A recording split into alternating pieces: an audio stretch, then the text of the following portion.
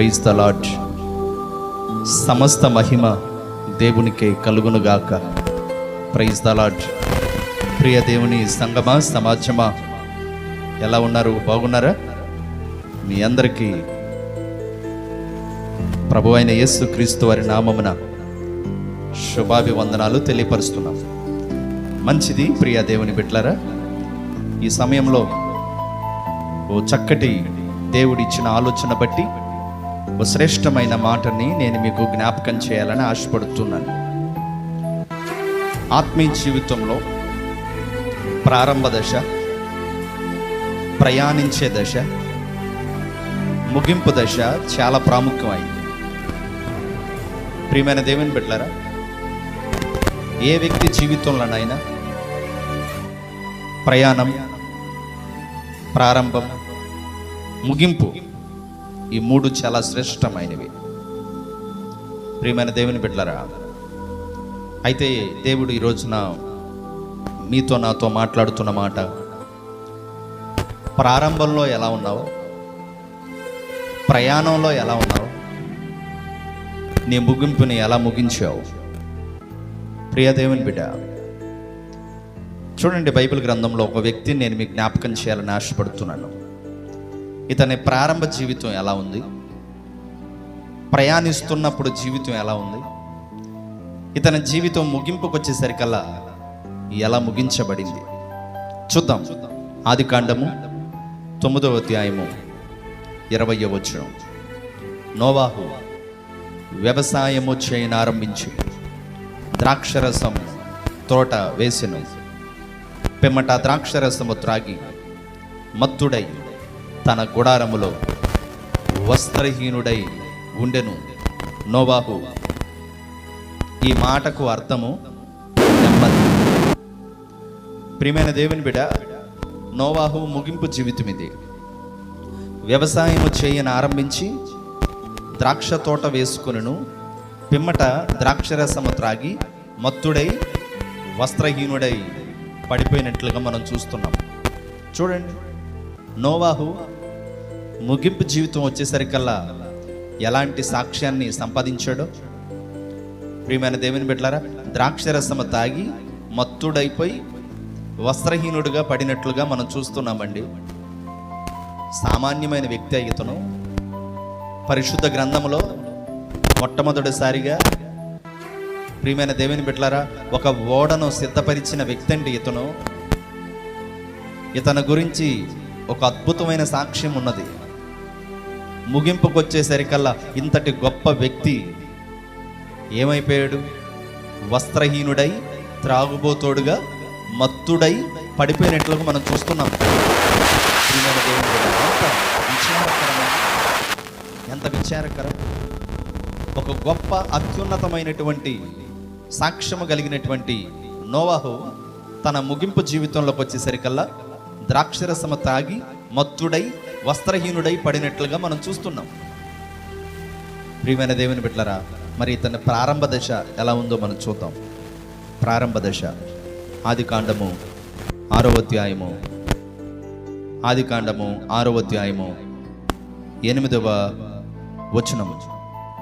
అయితే నోవాహు యెహోవా దృష్టి యందు కృప పొందినవాడు. చూసారా?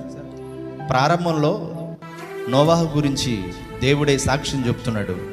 దేవుని దృష్టి యందు కృప పొందినవాడు. ఎలాగా? పరలోకము నుండి దేవుడు భూమి మీద ఉన్న ప్రజలందరిని చూస్తున్నప్పుడు నరులందరూ ఎలా ఉన్నారు? తినుచు, త్రాగుచు, విచ్చలవిడిగా పాపం చేస్తూ, వాయు వరస లేకుండా పాపం చేస్తూ, దేవుణ్ణి విడిచి, దేవుణ్ణి మరచి జీవిస్తున్న దినాలలో నోవాహు, తన భార్య షేము, హాము, యాపెత్, తన 3 కుమారులు, 3 కోడళ్ళు, 8 మంది నీతిగా, యథార్థంగా నడిచినట్లుగా మనం చూస్తున్నాం. అంటే తన చుట్టూ ఉన్న ప్రజలందరూ కూడా పాపంలో పడి చెడిపోయి ఉంటే, పాపంలో పడి తిరుగుతుంటే, దేవుణ్ణి మరచి బ్రతుకుతుంటే నోవాహు అలా లేడండి. దేవుని దృష్టిలో కృప పొందినవాడు. ప్రారంభంలో నోవాహు దేవుని దృష్టి యందు కృప పొందినవాడు. రెండవదిగా ప్రియమైన దేవుని బిడ్డలారా, నోవాహు నీతిపరుడు. తన తరములో నిందారహితుడు.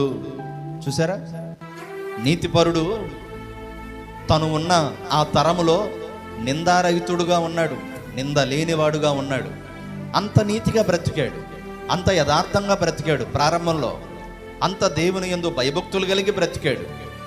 అంత మాత్రమే కాదు, ప్రయాణంలో ఎలా ఉన్నాడు? ప్రియమైన దేవుని బిడ్డలారా, నోవాహు దేవునితో కూడా నడిచినవాడు. ప్రయాణంలో కూడా దేవునితో నడుస్తున్నాడు. సన్మార్గంలో నడిచినవాడుగా, పరిశుద్ధతలో నడిచినవాడుగా, యథార్థతలో నడిచినవాడుగా కనబడుతున్నాడు. పరిశుద్ధ గ్రంథములో మొట్టమొదటిసారిగా ప్రజలకి సువార్తను ప్రకటించిన వాడుగా నోవాహై కనబడుతున్నాడు.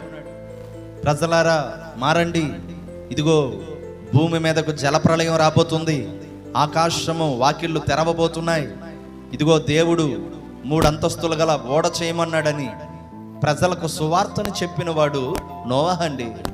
అంత సువార్త చెప్పినవాడు, దేవునితో కూడా నడిచినవాడు. ప్రియమైన దేవుని బిడ్డ, నీతిపరుడు, నిందారహితుడు, దేవుని దృష్టి యందు కృప పొందినవాడు, తన భార్యని, తన కుటుంబాన్ని, తన బిడ్డలని, తన కోడలని దేవునిలో నిలిపినవాడు.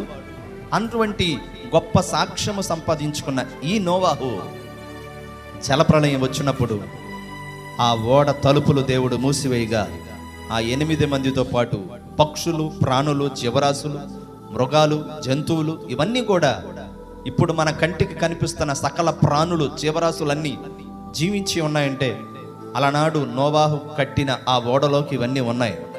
మొత్తానికి 40 పగళ్ళు 40 రాత్రులు ప్రచండ వర్షము, జలప్రళయము ఆగిపోయిన తరువాత నోవాహు ఓడ అరారోతు కొండ మీద ఆగిందండి. అలా ఆగినప్పుడు నోవాహు మొట్టమొదటిగా, ప్రియమైన దేవుని బిడ్డ, కాకిని పంపిస్తాడు. ఆ కాకి వెళ్ళిపోతే తిరిగి రాదు, పావురాన్ని పంపిస్తాడు. ఆ పావురము తిరిగి వచ్చింది. వస్తూ త్రొంచబడిన ఒలీవ మొక్కను తీసుకొచ్చింది. ఆ ఒలీవ మొక్కను తీసుకొని వచ్చినప్పుడు నోవాహు జలప్రళయం ఆగింది అని ఆ అరారోతు కొండ మీద నుండి దిగి దేవునికి ఒక బలిపీఠం కట్టినట్లుగా మనం చూస్తున్నామండి. అప్పుడు నోవాహు యెహోవాకు బలిపీఠము కట్టి, ప్రియమైన దేవుని బిడ్డ, ప్రారంభంలో దేవుని దృష్టి యందు కృప పొందినవాడుగా, ప్రారంభంలో దేవుని యందు నీతిపరుడుగా, ప్రారంభంలో దేవుని యందు నమ్మకమైన వ్యక్తిగా ఉన్నాడు. ప్రయాణంలో సువార్తను ప్రకటించిన వాడుగా ఉన్నాడు. తన కుటుంబాన్ని నీతిగా నడిపించిన వాడుగా ఉన్నాడు. దేవునితో కూడా నడిచిన వాడుగా ఉన్నాడు. అలాగే దేవునికి బలిపీఠము కట్టి కృతజ్ఞత కలిగిన వాడుగా ఉన్నాడు. మరి అటువంటి ప్రయాణములో అంత మంచి సన్మార్గంలో నడిచిన నోవాహు అరారోతు కొండ దగ్గర నుండి దిగి వచ్చిన తర్వాత ఏం చేశాడు? జలప్రళయం తర్వాత తన జీవితం పతనం అయిపోయినట్లుగా మనం చూడొచ్చు. జలప్రళయం తరువాత అతడు ఒక ద్రాక్ష తోట వేసుకొని ద్రాక్షరసము త్రాగి మత్తుడైపోయి వస్త్రహీనుడిగా పడిపోయాడండి. నిందారహితుడుగా ఉన్న ఈ నోవాహే, నీతిపరుడుగా ఉన్న ఈ నోవాహే, దేవునితో కూడా నడిచిన ఈ నోవాహే, దేవునికి బలిపీఠము గట్టి కృతజ్ఞతాస్తుతులు చెల్లించిన ఈ నోవాహే ఏమైపోయాడు? ద్రాక్ష తోట వేసి ద్రాక్షరసము తాగి మత్తుడై వస్త్రహీనుడై పడిపోయినట్లుగా మనం చూస్తున్నాం. ఎంత విచారకరం!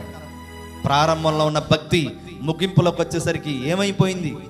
ప్రారంభంలో ఉన్న ఆత్మీయత, ప్రారంభంలో ఉన్న నిజాయితీ, ప్రారంభంలో ఉన్న యథార్థత, ప్రారంభంలో ఉన్న పరిశుద్ధత ముగింపుకు వచ్చేసరికి ఏమైపోయింది? ఈరోజు చాలామంది అండి, మేము ఎన్నో సంవత్సరాల నుండి దేవుని నమ్ముకున్నాం, మేము 30 ఏళ్ళ నుండి దేవుని నమ్ముకున్నాం, 20 years ఎక్స్పీరియన్స్ మాకు క్రిస్టియానిటీలో, 10 years ఎక్స్పీరియన్స్ మాకు క్రిస్టియానిటీలో, మేము బై బర్త్ క్రిస్టియన్స్, ఇదిగో మా తల్లిదండ్రులు క్రైస్తవులు, మా పూర్వీకులు క్రైస్తవులని మాట్లాడుతూ ఉంటారండి. దేవుడికి కావాల్సింది ఎక్స్పీరియన్స్ కాదు, దేవునికి కావాల్సింది, ప్రియమైన దేవుని బిడ్డలారా, సంపూర్ణమైన క్యారెక్టర్ దేవునికి కావాలండి. సిన్సియారిటీ కావాలి, సీనియారిటీ కాదు. నువ్వు సీనియారిటీ భక్తుడువా, సీనియారిటీ క్రైస్తవుడువా, నీ సీనియారిటీ నీ దగ్గరే పెట్టుకో. దేవుడికి కావాల్సింది సిన్సియారిటీ.